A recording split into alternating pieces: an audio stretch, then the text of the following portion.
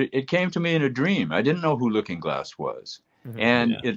it almost as though the universe was speaking to me. It began this long journey, and I mean, I'm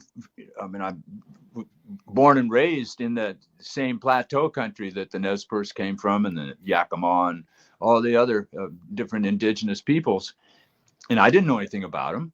Mm. And they've been here for 16,000 years, and most of us know very little about their history and know very few of them. Right. In Washington State, the prejudice against Native Americans was deep and extensive, and it still is to a degree. Except the Native peoples have gained their voices and their power, partly through the media that now has become available to them. Yeah. Um, Yeah. it's like learning about anybody else's culture. You have to, do it slowly and don't make assumptions, and have respect.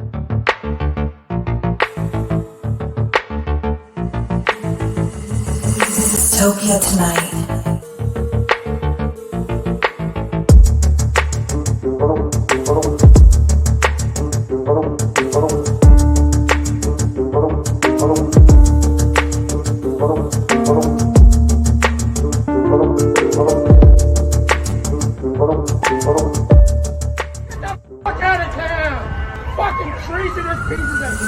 Dystopia tonight.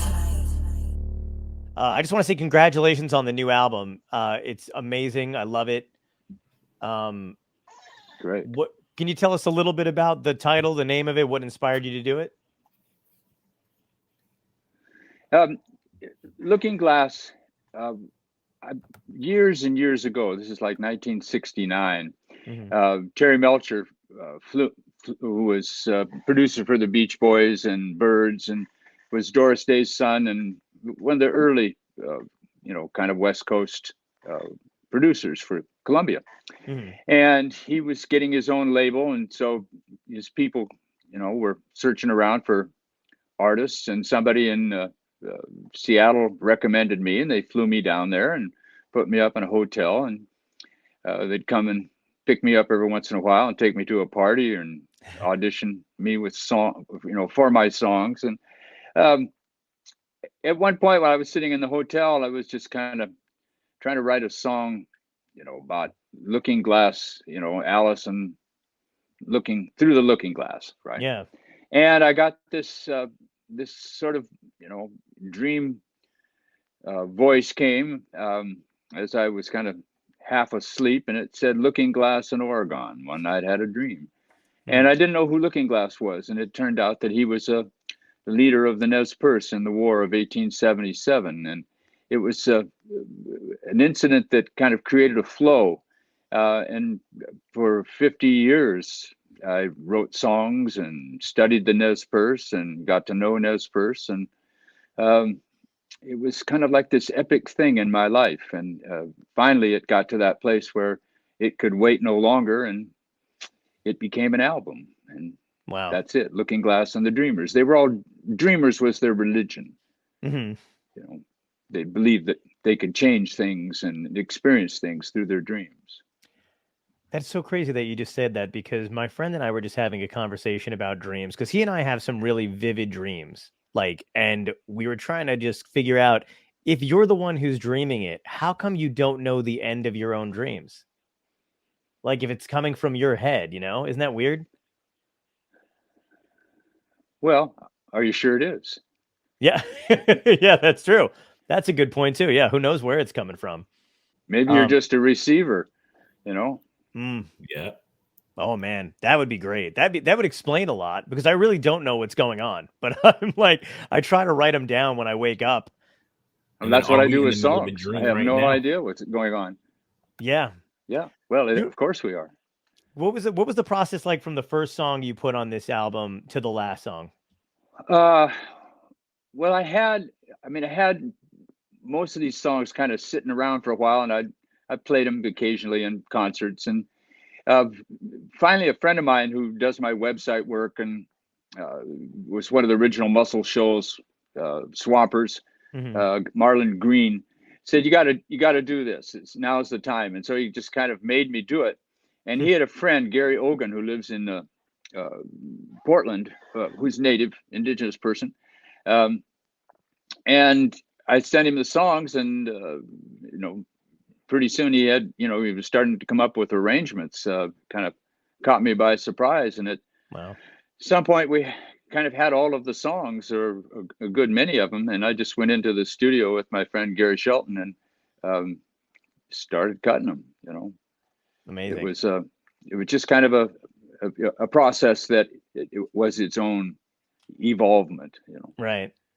And did the was this pre-pandemic? I mean, this came out recently now. So was this something that you had decided over the pandemic to kind of finish, to kind of put together and do, or was it, because I feel like a lot of people in the pandemic, especially artists, just wound up doing things they didn't think they were ever going to do. You know what I mean? They got around to projects that had been around for a while. And was that what you felt like?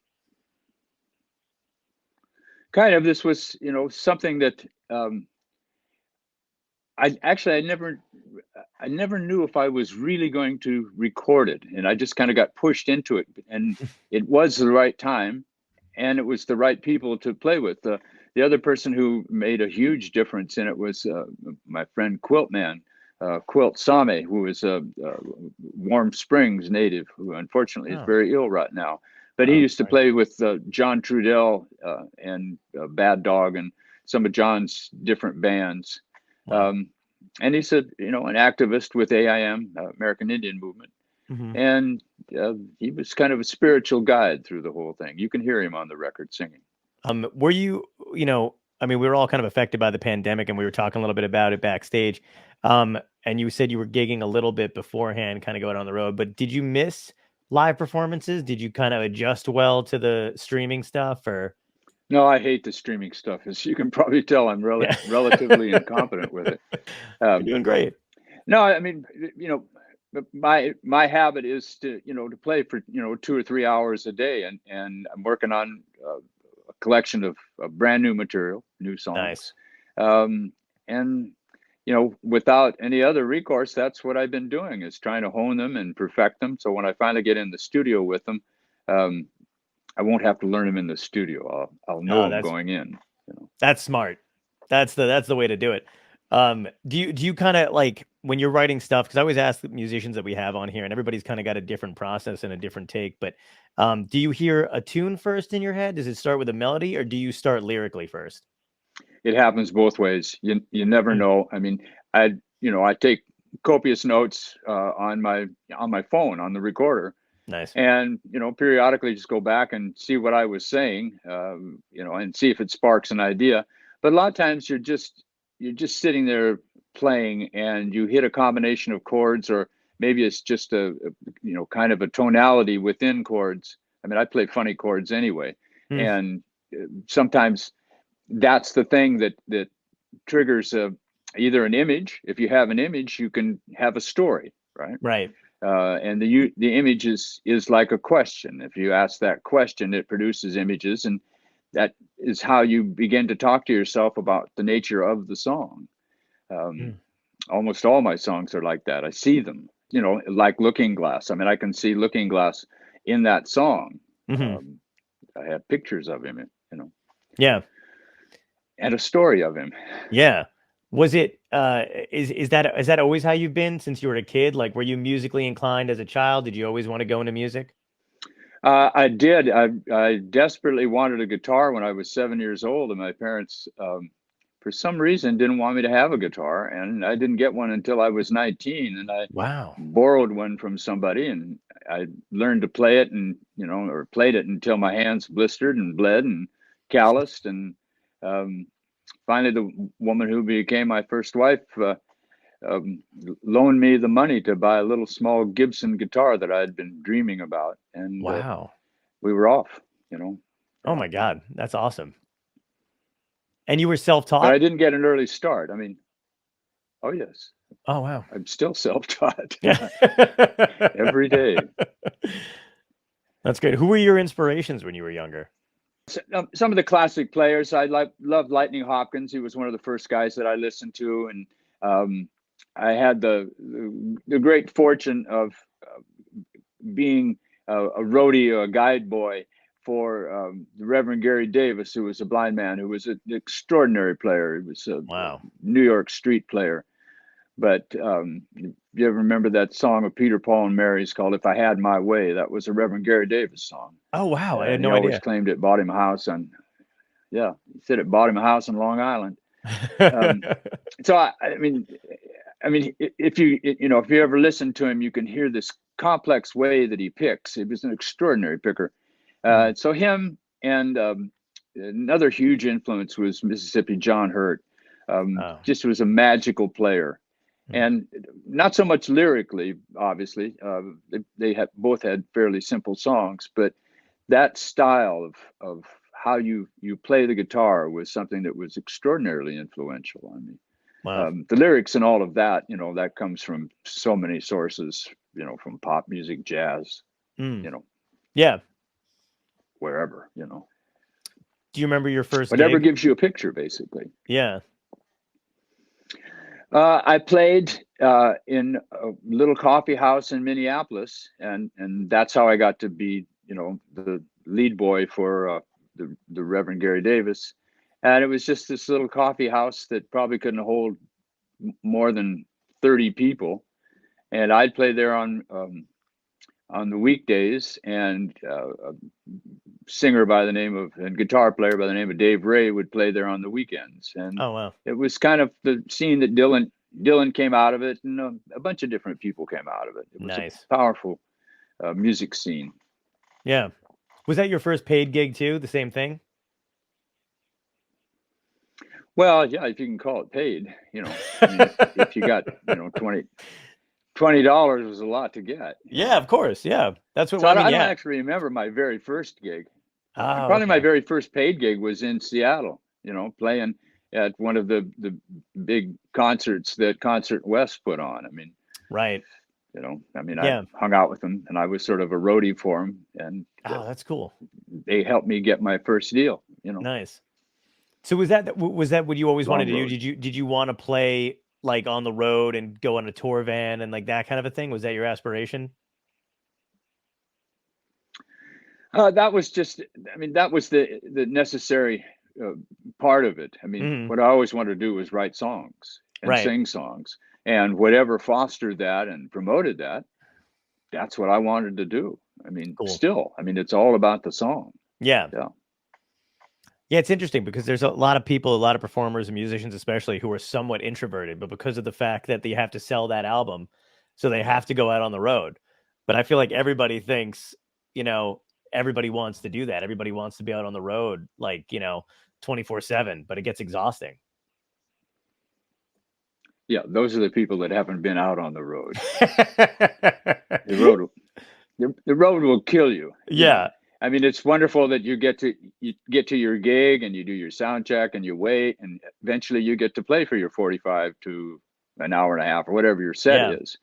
And then you go back to the hotel room and do it all over the next day, and eventually, you're driving 200-300, maybe more miles to play a house concert or a small, venue, and after a while you're a piece of meat. You got to go and recover. Yeah, absolutely.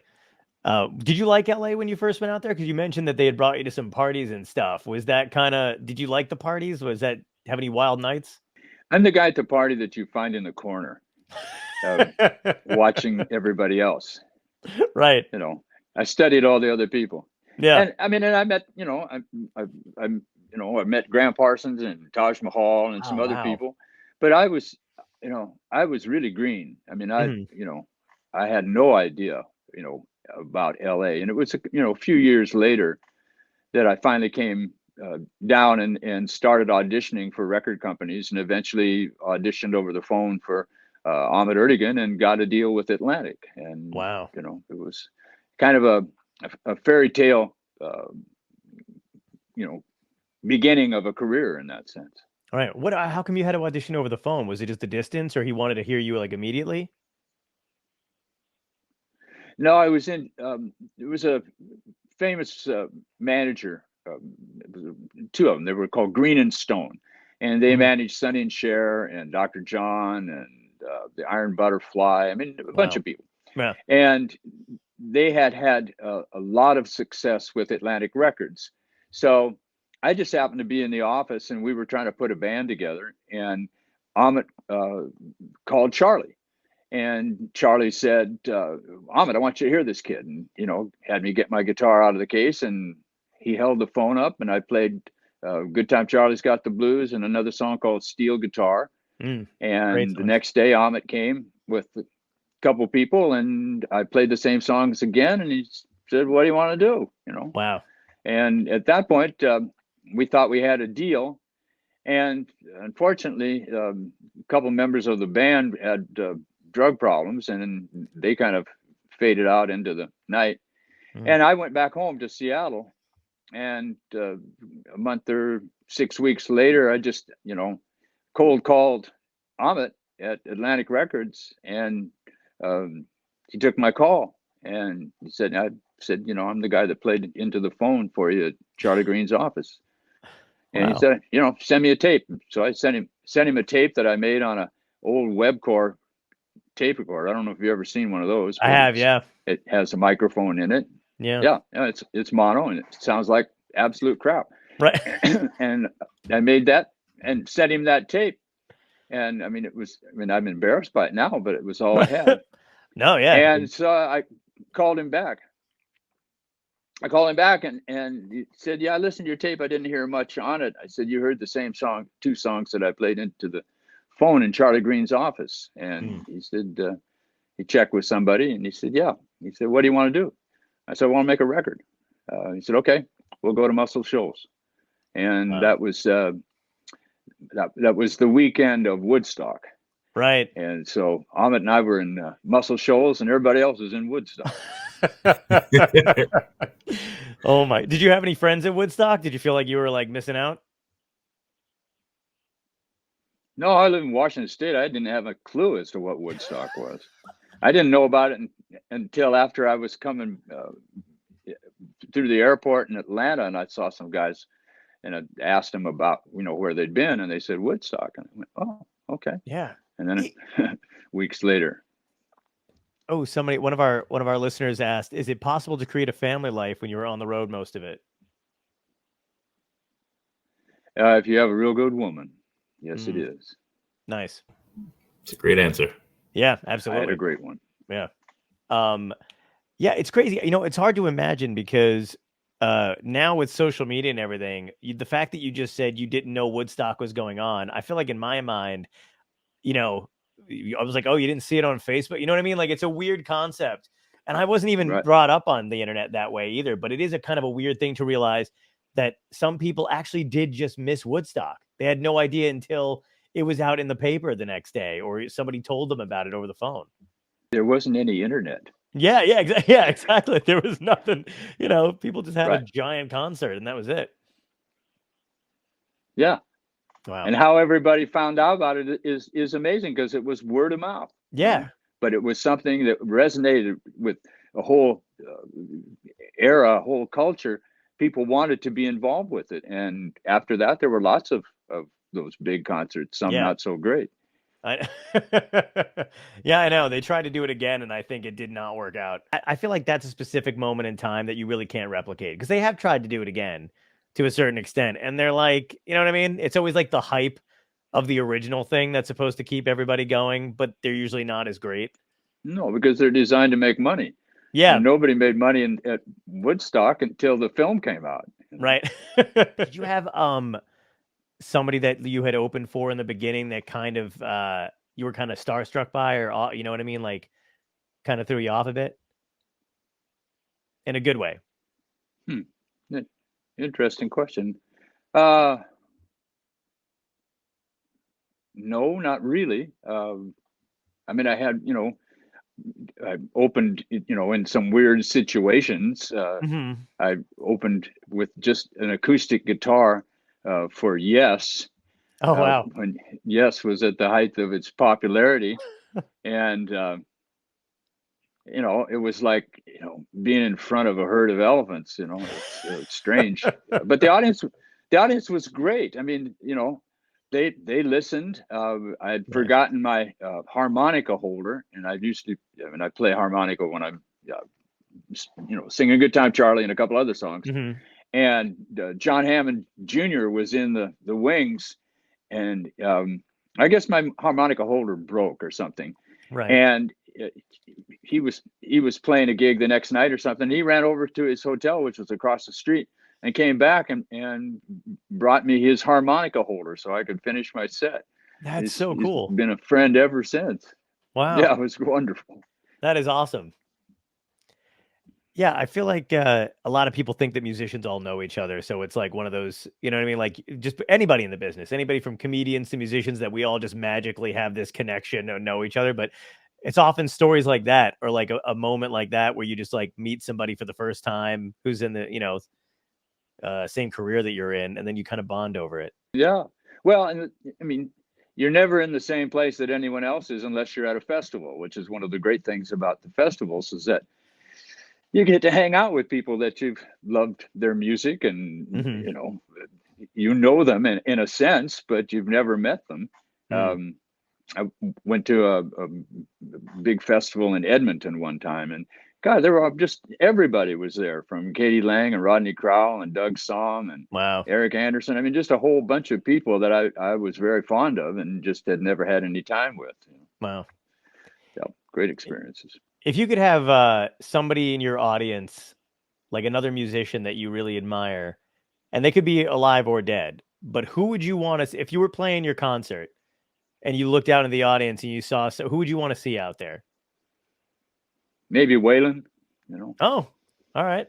I always love Waylon. Yeah. Waylon did my favorite version of Good Time Charlie other than my own. Oh, okay. That's a good one too. Yeah. I feel like you've been covered by a lot of artists. Do you find that flattering, or? Oh, it's the greatest compliment that you can have.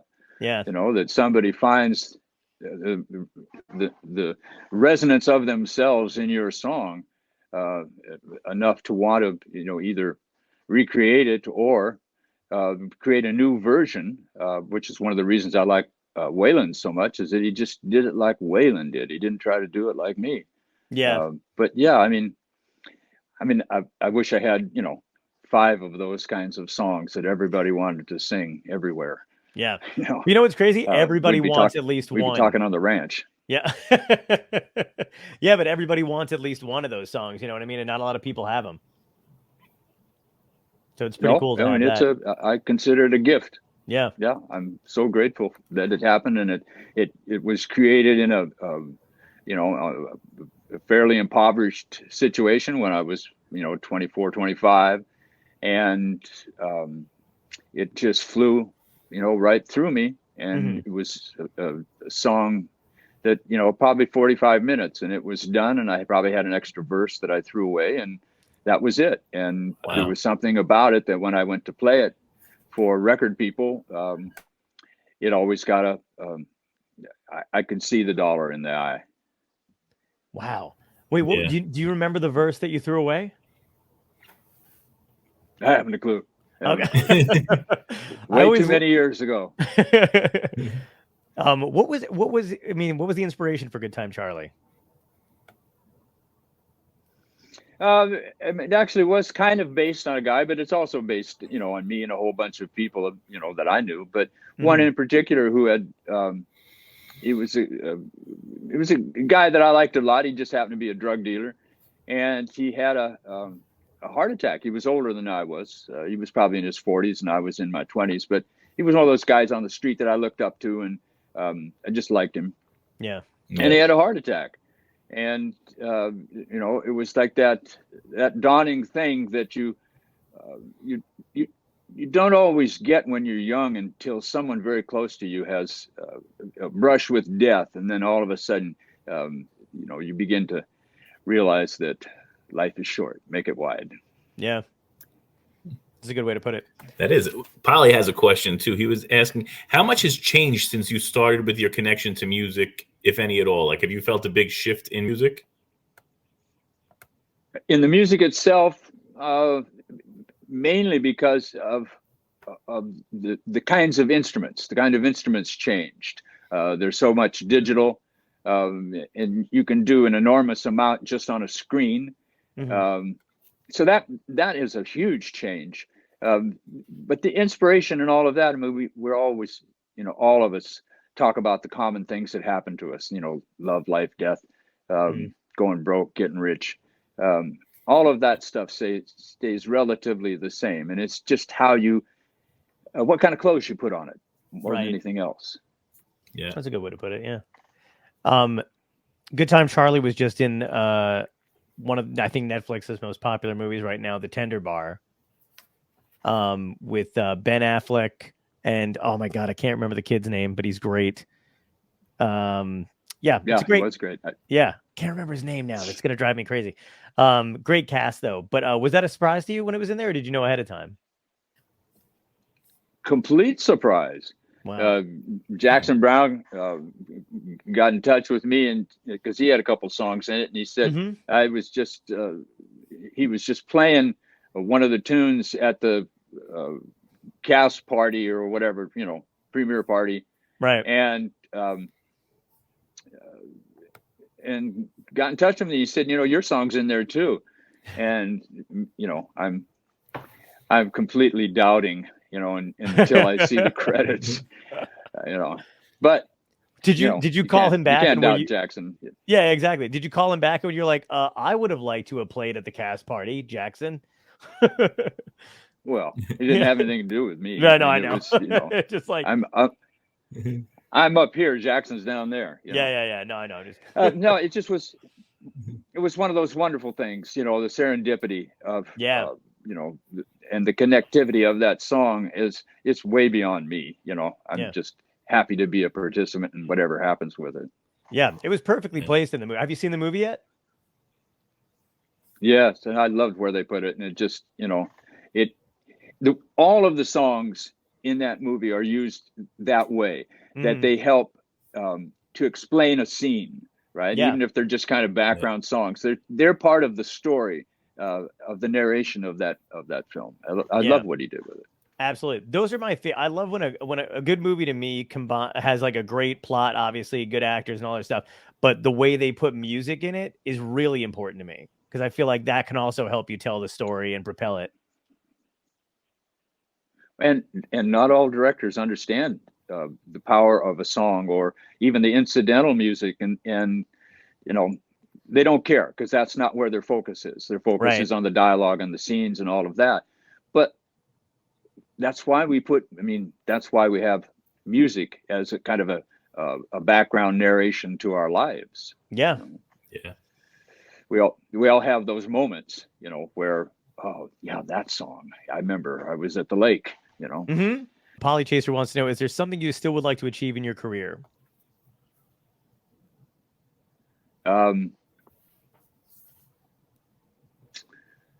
Greater appreciation for more of my material that I've written. I think it probably is the biggest thing that, I have a lot of music that, probably most people haven't heard, even though it's been recorded. I agree, man. You've got a great collection of songs and stuff. Is it, it's funny to me that you didn't even know it was in your, that your song was going to be in Tender Bar, because I think to the layman, that whole thing has to go through the person who wrote the music, but it's funny to me that that's not the case. No. Wow. No one ever tells you. Oh my God. I mean, I'll see, I'll get, accounting from wherever, Warner's or wherever, and they'll just have, the song listed, and there may be versions there that, I have no idea who cut them. It doesn't say, and so unless I get a call from someone or, I happen to hear it being played somewhere, I usually don't know. That is wild. We got a tip from a band that we had on, a really great duo called Roses and Revolutions, and they kind of, one of their things tricks is like of the trade. Yeah, tricks of the trade basically is that they like to write their music for like TV shows and stuff. Like they kind of think of it that way, but they figured out if they named their songs something kind of generic, that these TV shows now and these movies literally won't pay attention to the lyrics. They just Google what they're looking for. So they're like, relationship ends. And then if a song title pops up with that in it, they just use the song. And they noticed it because their Isn't that music's sad? Yeah, isn't it?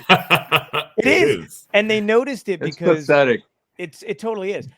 They noticed it because some of their songs wound up in movies or TV shows that had nothing to do with what was going on in the scene. And they were like, that song is Right. not about this. But they did it because all they did was Google the name. So just rename all your songs, like cleaning the kitchen, Right. and then somebody will throw that in a movie and you're done. That's it. Well, the Oh, more I had a can't great, Yeah. the more had a great question too. Said music about Native people has a unique history. How would you describe your experience looking through the looking glass? Well, as I was mentioning earlier, it came to me in a dream. I didn't know who Looking Glass was. Mhm. And Yeah. it, almost as though the universe was speaking to me, it began this long journey. And I mean, I'm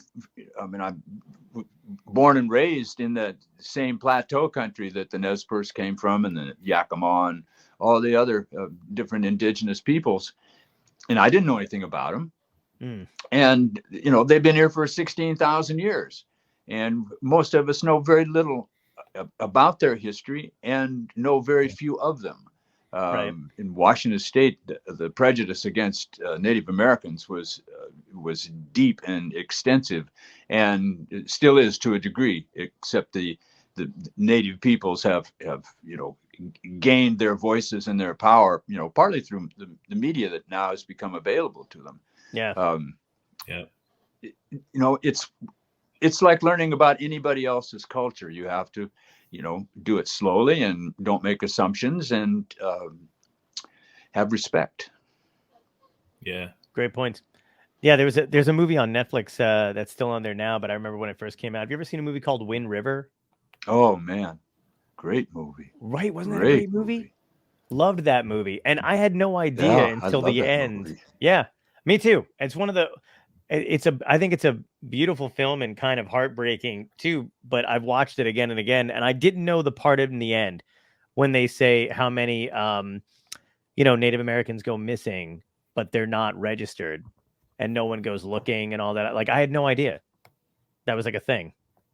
Oh yeah, Native American women, I mean, have been so heavily abused. I mean, particularly in the West. I mean, there's a horrible amount of racism in the West that doesn't always get, called that.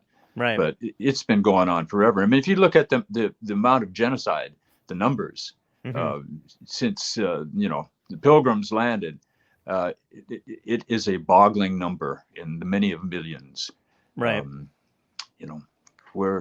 We're conquerors. We're not particularly kind in our process. Absolutely agree, and it's tragic. History is painted by the victors, right? Yeah. Oh yeah, another question says, which song is your favorite to perform?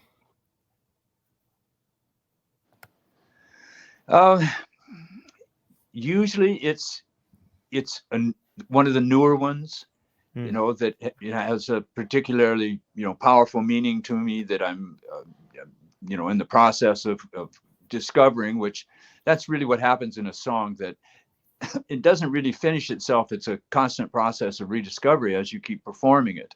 I have a song about an old dog, and I'll guarantee you there will not be a dry eye in the audience when I sing it, and I have to be very careful of it because it is a very powerful song. But there are some things that we don't protect ourselves very well, even though we want to. And one of those is the deep love we have for our animals. Yeah. Especially ones we lose. Absolutely. Yeah. Yeah. I just had a friend who lost a cat recently. And it's like, you need to, and it made me think of my own pets that I've lost, that I've lost over the years too. It's weird. You never let that go. No, it's unconditional, know. And I mean, we have many more safeguards against our emotional responses with people, and they come out in different ways. And sometimes they're as horrible, and you sob and all of that. Yeah. But, you know, the dog that was your constant companion, or the cat that cuddled up with you every night, boy, you don't have many safeguards against that kind of emotions. Absolutely. And mostly because too, like when it's a person that dies, you know in your head that they have an understanding of what's happening. When it's an animal, you're just like, you have no way of explaining what's happening to them when they get sick. They know. They do? You think they do? I hope they do, man. I used to get so upset when like one of them would get sick or would have to take it to the vet. I'd be like, man, they don't understand a thing.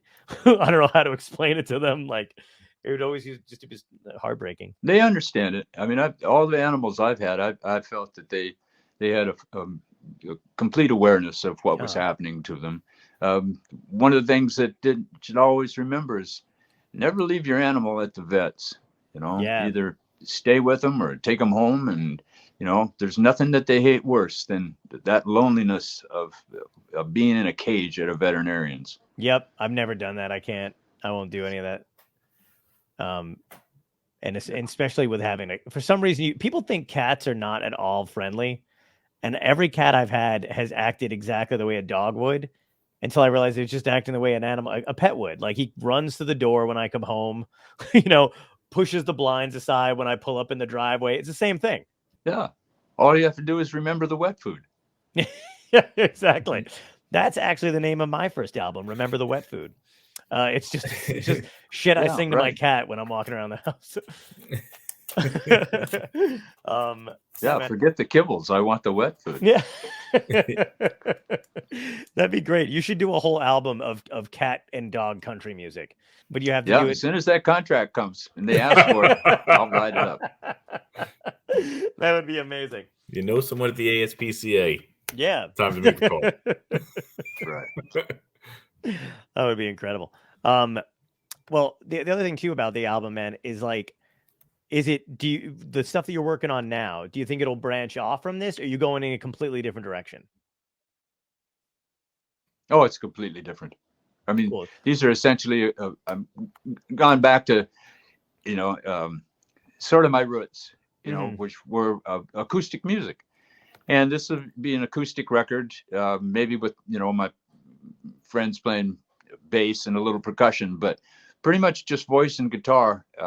Right. Because that's where I think that the nature of these songs is, and they don't want production to sort of get in the way of the words and the music. So, gotcha. You know, we'll let the chips fall where they are. It's probably my last record as far as I know, but I just want it to be the best possible performances I can make, you know. Nice. And you were talking a little earlier about, you know, what's changed in music, the digital content and stuff. You know, all the stuff going on with Spotify and like Neil Young and stuff, right? Yes, of course. Yeah. Do you have any opinions on that? They just, you know, well, I don't have any of the music that I control on Spotify. I never did put it on there. Right. Any of my music is the stuff that's controlled by the labels that I was on. Sure. And they have all of the administration rights. I don't own any of that stuff. So I'm powerless, you know, in that sense. But my music is up on Apple and on a couple of the others. Right. But I never did like Spotify. I mean, they paid really crummy from the beginning, and they're making lots of money, and they're making lots of money off us. And we can't do anything about it as artists and publishers and writers. Right. Because our stuff is owned, you know, unless we have that fortune like Neil does and did, right. And that he got all of his rights back. You know? So, but he's in a much more powerful position. Yeah, yeah. What do you think about people selling? I don't know whether he was right or wrong, but right. You know, when Joe Rogan's getting $200,000 and the rest of us are getting $100 million of a cent per play, right? Yeah. Wow. You know. No, I agree with that completely. And the, you know, the anti-vax stuff is another good reason to pull all that, you know, all that music and stuff too. Is it, but do you ever feel like there's a different way? Like Spotify does it obviously horribly. They don't pay people enough, but do you like the digital content? Do you feel like that's a great way to consume music and find new artists and things like that? It isn't for me because I'm not looking for new artists, but right. I mean, I rarely listen to other performers, peers, contemporary Right. Wow. songwriters, because I'm an impressionable boy. And the last thing I want to do is, if I'm listening to your songs and all of a sudden I'm writing a song the next day and one of your lines pops in there and I don't know it, that's a curse. Absolutely, man. At one point, I loved listening to the Rolling Stones around the Beggars Banquet period. And I started writing Rolling Stones songs and I went, oh no, we don't want to do that. Well, that's a we'll good never point, do it as well as Mick and Keith. So yeah. So it doesn't matter. However my music gets heard, great. I don't want to go through the process of putting out another CD just because they're damn near dead. Right. Well, I just want to thank you, first of all, for coming on with us, dude. But I've got the last 3 questions that we ask every guest. So the first one is if you could go back in time and talk to your younger self, what piece of advice would you give yourself that would help you today? Such a great question. Be more open, accept the gifts that come to you. I had an opportunity in the early 70s to sign with David Geffen, and I didn't do that. Wow. And I consider that still a great mistake.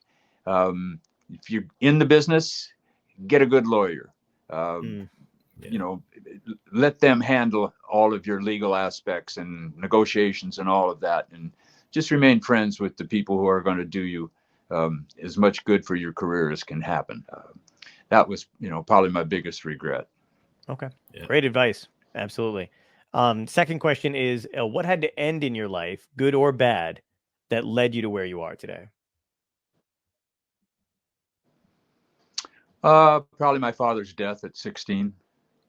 Wow. He died a crummy death from multiple myeloma, and I think that was a powerful, a depressive, energy at the time. But over the years, those things that happen to us that are so crushing, they are huge nodes of energy, and if you use them creatively, they can be very powerful. The things that resonate emotionally deep within you are the things that you need to be able to access in your creative life, because that's the juice. That's the stuff that will connect with others. That's great, man. Solid. And then the last one is a goofy question that's part of the theme of the show, so brace yourself. If this was a real dystopia, volcano erupting, climate change has hit, aliens, zombies, what would be your epic death? How would you want to go out? Well, probably real high, blasting them with my shotgun as they try to get through the door. I like it. Maybe love it, man. Maybe they'd be pals. Yeah. Maybe I'd have a blunt, and they'd walk in and go, "Hey, brother," and off we'd go to Cygnus or one of the fabulous places out there beyond. That's great. I think before Dystopia hits, Tom and I are going to come over. If you got one of those, that'd be great. Oh yeah, I'll roll one up. Yeah, where do you live again? I'll be waiting on you. What time is it? It's been a blast talking to you, man. I really love the new album, and I hope to hear some of your songs and movies again, and I can't wait for the next one. Absolutely. Thank you so much for joining us. Much appreciated you bearing with me. Oh yeah, no problem, man. No, it was, again, all my pleasure and our pleasure, and everybody had a great time, so thank you. Yep. Thanks so much. All right. Peace. All right. Have a great night.